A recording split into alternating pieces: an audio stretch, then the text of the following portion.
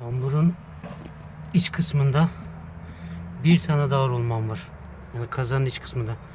Kazan çıktıktan sonra kazanın içi şuradan sızdırmazlık contasını şöyle söküyoruz. Şu sızdırmazlık contası. Kazandan içeri su gitmesin diye giden bir conta. İç kısımda bir rulman daha var.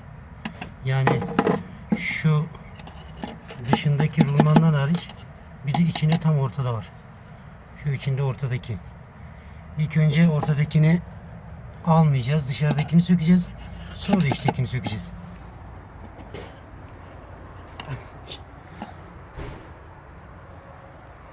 Şuradan içeriden yani şu kısımdan şöyle ilk önce dışarıdakini çekiş vasıtasıyla ya da çekiç vasıtasıyla buradan vurup dışarıdakini ilk çıkaracağız.